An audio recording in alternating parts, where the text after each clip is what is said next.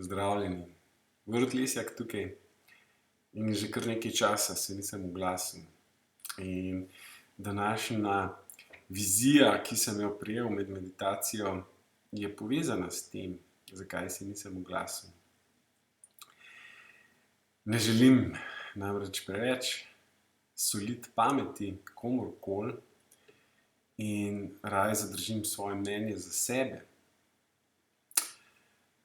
Danes bi pa rad izrazil to, da pravzaprav nimam mnenja, ki bi delil na eno in drugo stran, ki bi se postavljal, sam se ne postavljam na nobeno stran. In veste, o čem govorim? Vsem govorim hkrati pravzaprav, ker to, kar se nam dogaja v teh časih, je ves čas prisotno v taki ali pa drugačni obliki, če ne drugače v naših odnosih, takrat, kadar se zaostrijo, v naših težkih čustvih, takrat, kadar pride do njih in takrat smo sami na dveh stranih, razcepljeni.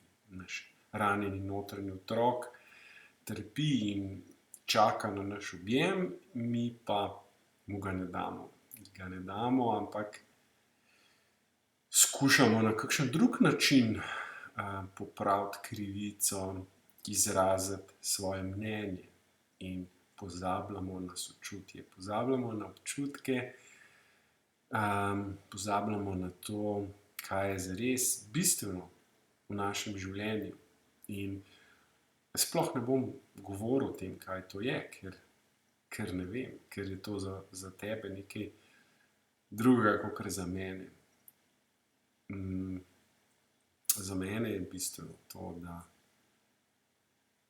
izražam svoje vizije, izražam svojo ljubezen in svojo pripravljenost sodelovati z vsemi, tudi s tistimi, ki mi niso vedno všeč, s tistimi, ki drugače mislijo kot jaz. In moja pripravljenost je odpreti se v njihov pogled. In če ga ne razumem, najti način, kako potrpežljivo počakati na drugo možnost. Zato, ker ne verjamem v boj, ne verjamem v to, da je naša odgovornost boriti se za pravico in resnico. Ne verjamem v to.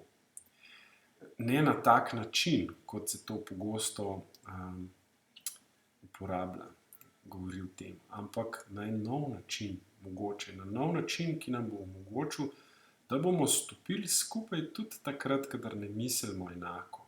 In mogoče bomo ugotovili, da pravzaprav gledamo na stvari in čutimo stvari precej bolj podobno, kot si mislimo.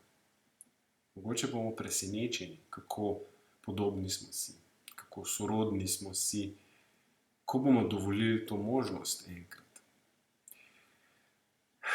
Veselim se tega dne in verjamem, da bo prišel, in tudi verjamem, da bo prišel na lahek način, na lep način. Ni treba, da gremo skozi težke procese, tudi to je del drame, ki si jo sami ustvarjamo. In seveda je odvisno od vsakega posameznika. Naša svobodna volja leži v tem, da si izbiramo svoje odzive na zunanje in notranje okoliščine, rečem. In o tem sem že večkrat govoril in se ne bom ponavljal.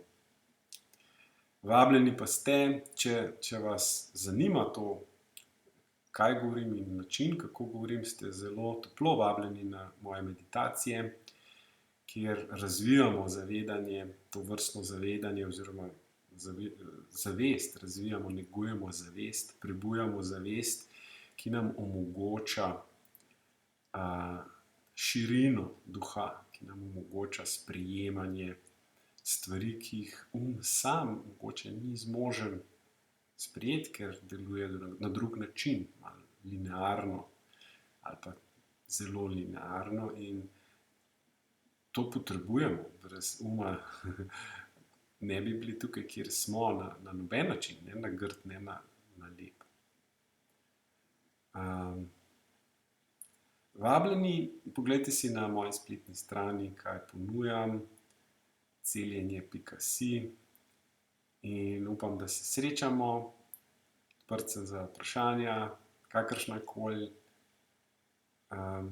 In srečno, želim vam, da se znate objeti svojega notranjega otroka, ranjenega notranjega otroka, da ga znate objeti takrat, kadar vam je težko, mogoče je to zadosti, včasih ne moremo vplivati na vse, kar se dogaja, lahko pa se objamemo vedno v srcu in to je veliko. Srečno in lep dan vam želim.